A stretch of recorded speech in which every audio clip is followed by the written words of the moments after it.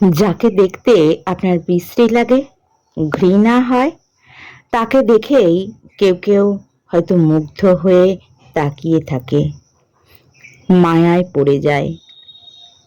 যার সাথে কথা বলতে আপনার বিরক্ত লাগে, তার সাথে একটুখানি কথা বলার জন্য কেউ কেউ হয়তো সারা দিন অপেক্ষা করে থাকে। যার সহজ সরলতা দেখে আপনার তাকে ব্যাকডেটেড কিংবা খ্যাত মনে হয়, অন্য কারোর কাছে তাকে ভালো লাগার একমাত্র কারণেই হয়তো তার এই সহজ সরলতা।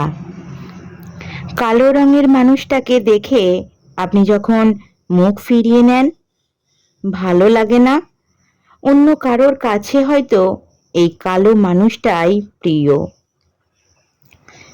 সাদা তো আর সবার পছন্দের হয় না, কালো মানুষটাই হয়তো কারোর প্রথম পছন্দ।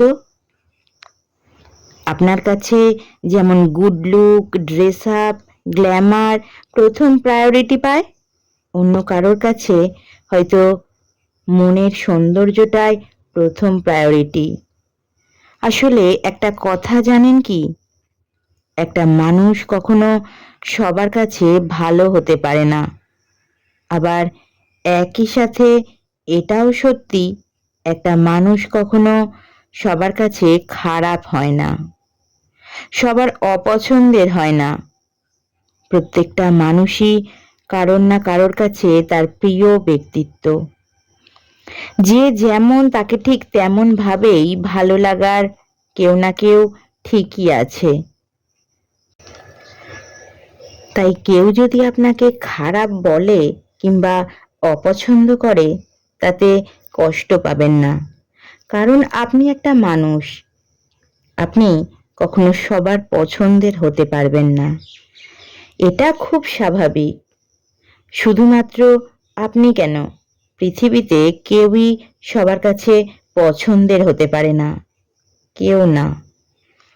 তাই যারা আপনাকে ভালোভাবে, যারা আপনাকে পছন্দ করে, তাদেরকে নিয়েই ভাবুন।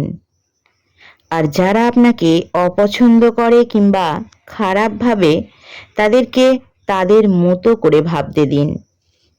নিশ্চয়ই কোনো একদিন তারা নিজেরাই নিজেদের উত্তরটা পেয়ে যাবে। অপেক্ষা করুন। কলমে মেহেদি হাসান শুভ্র, কণ্ঠে কৃষ্ণা।